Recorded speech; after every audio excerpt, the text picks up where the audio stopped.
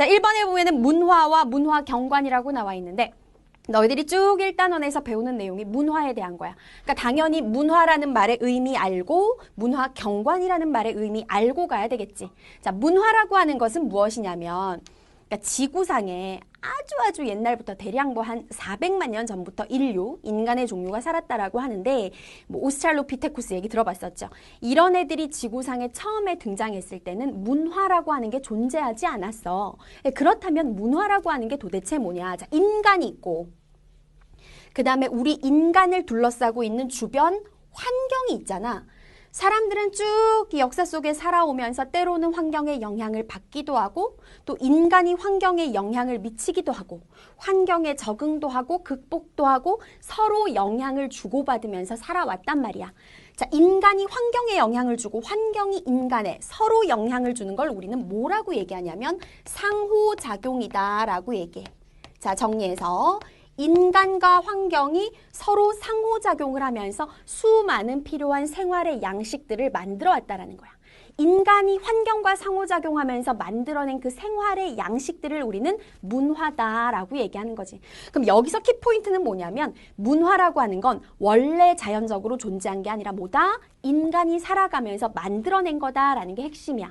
자, 대표적인 문화에는 어떤 것들이 있을까요? 자, 의사소통을 하기 위해서 인간들은 언어라고 하는 것도 만들었고 또 인간이라는 존재가 참 나약하거든. 뭔가 보이지 않는 존재에게 의지하고 싶은 본능 때문에 종교라는 것도 만들었고 여러 인간들이 이제 얽혀서 살아가다 보니까 그 안에서 질서가 무너지면서 갈등이 발생하잖아. 그래서 갈등을 조금 억누르고 질서를 유지하기 위해서 제도도 인간이 만들었고 그 다음에 가장 기본적인 문화가 뭐가 있어? 입는 옷, 먹는 음식, 그 다음에 집, 의식주도 문화에 해당되고 우리는 이런 인간이 만들어낸 것들을 문화다라고 얘기합니다. 자, 그렇다면 문화경관이라고 하는 것은 무엇이냐?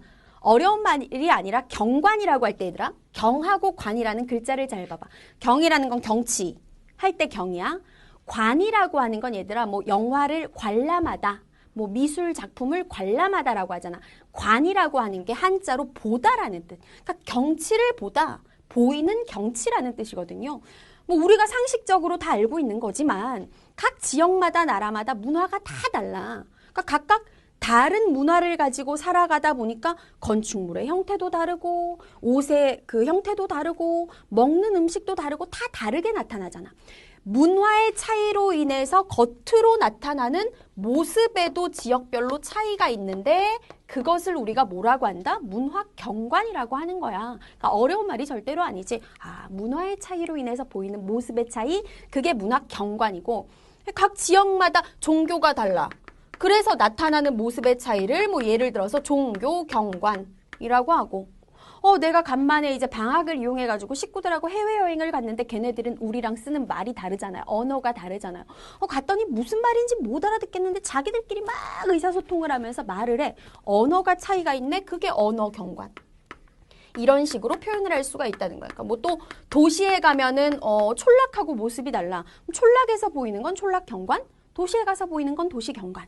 이게 바로 문화경관이라는 단어가 사용된 예죠. 가장 기본적인 내용이고 어려운 내용이 아니었어. 자, 본격적인 내용은 2번. 지금부터 출발합니다. 자, 2번. 그렇다면 앞에서 우리가 지역마다 국가마다 문화가 다르다라고 얘기했는데 도대체 왜 지역마다 문화가 다르게 나타나느냐? 왜 우리나라 문화가 다르고 미국 문화가 다르고 아프리카 문화가 다르냐는 거지. 이유는 아주 간단합니다. 한마디로 말하자면 뭐의 차이 때문이다? 바로 환경의 차이 때문이다. 우리를 둘러싸고 있는 주변의 것들을 환경이라고 얘기하는데 지역마다 환경이 다르다 보니까 그 환경에 적응하고 극복하는 방식이 달라졌을 것이고 그래서 각 지역의 문화도 달라졌다라는 거야. 자, 그러면 한번 보자.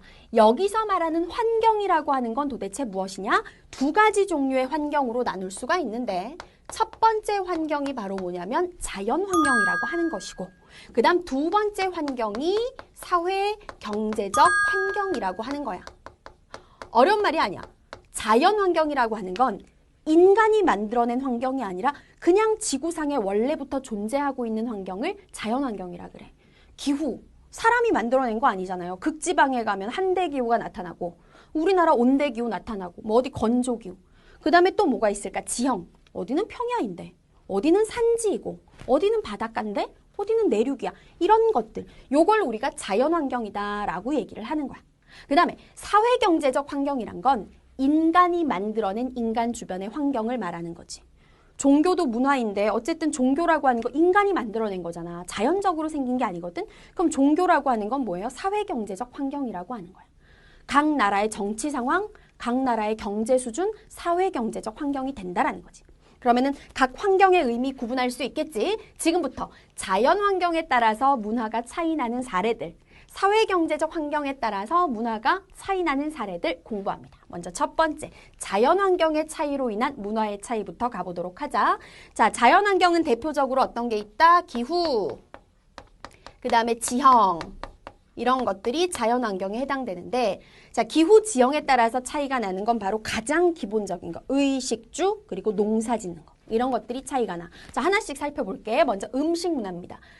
지역마다 기후가 다 달라. 우리나라는 봄, 여름, 가을, 겨울이 있잖아. 그래서 계절별로 잘 자라는 작물이 다 다르고 막 그런데 건조기후 지역은 비가 너무 안 와서 농사가 잘 안 되고 또 유럽에 가면 유럽이 또 우리나라랑 기후가 달라요.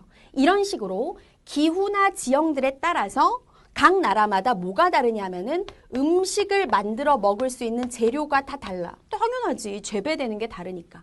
그 다음에 또 하나.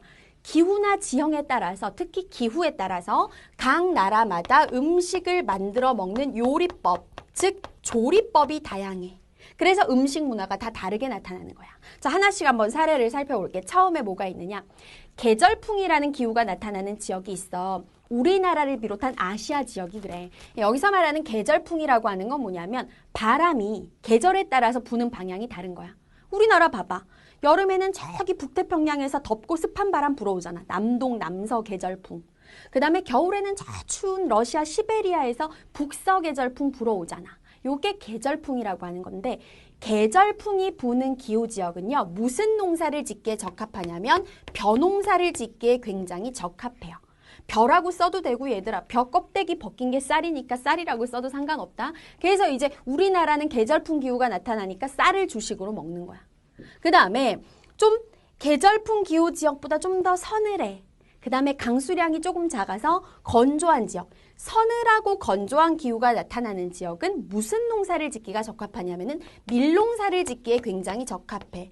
그래서 요런 기후 지역 사람들은 쌀이 아니라 밀을 이용해서 주식으로 먹고 살아. 밀 가지고 만드는 게 빵, 밀가루, 그 다음에 또 뭐 파스타 이런 것들 있잖아. 그러니까 그런 걸 주식으로 먹는다는 거고. 그 다음에 라틴 아메리카의 조금 산 위에 해발 고도가 높은 지역, 왜 잉카 문명, 마추픽추 나타나는 지역 있지. 그 지역 같은 경우에는 아주 옛날부터 뭐를 주식으로 먹었냐면은 옥수수를 우리가 밥 먹는 것처럼 주식으로 먹었대요. 그러니까 이런 식으로 주식으로 먹는 작물의 차이가 나는 건 바로 뭐 때문이야? 기후와 지형 같은 자연환경 때문이라는 거지. 두 번째, 이번에는 옷 가겠습니다. 의복 문화. 자, 이거는 너무 쉬워. 열대기후 생각해봐. 1년 내내 우리나라 한여름 같아. 엄청 덥고 엄청 습기도 많아. 그럼 막 옷을 껴입으면 피부병 걸린다. 그러다 보니까 열대기후가 나타나는 지역의 사람들은 옷이 어때요? 일단 무조건 최대한 얇게. 그 다음에 간편하게. 사실 안 걸치면 제일 좋겠지만 또 안 입고 살 수는 없으니까 얇고 간편한 옷을 입는 거고. 그 다음에 두 번째, 건조기후 지역의 옷이 좀 중요해. 건조기후 지역은 사막 한번 생각해봐. 낮에 햇빛이 내리쬐잖아? 엄청나게 더워지는 거야. 그래가지고 막 한낮의 기온이 50도 가까이 올라가는 경우도 있어. 반면에 해가 딱 지면 기온이 급속도로 떨어지기 시작해가지고 막 10도 이하로 떨어지기도 해. 낮에는 햇빛으로부터 몸을 보호해야 되고 밤에는 차가운 기온으로부터 몸을 보호해야 돼. 그래서 얘네들은 어떤 옷을 입냐면 온 몸을 천으로 둘러싼 온몸을 감싸는 옷을 입어. 몸에 딱 붙으면 안 되고 헐렁해야 돼. 요런 옷을 주로 입고. 그 다음에 한대기후. 제일 추운 기후잖아. 북극 쪽 생각해보면 돼. 얘네들은 1년 내내 우리가 입는 겨울옷을 입는다 생각하면 됩니다. 동물의 두꺼운 털이라든지 아니면 가죽을 이용해서 최대한 두꺼운 옷을 만들어 입겠죠. 바로 기후라고 하는 자연환경의 차이 때문이야. 자, 이번에는 세 번째 주거문화, 집으로 가도록 하겠습니다. 자, 여기는 열대기후의 지배 형태와 건조기후의 지배 형태만 구분하시면 되는데 열대기후 같은 경우에는 비가 많이 오잖아. 너무 덥잖아. 그럼 니네 생각해봐. 상식적으로 생각하면 돼. 빗물이 천장에 고이면 안 돼. 그러니까 집의 지붕은 조금 어떻게 그릴까? 이런 식으로. 경사가 급하게.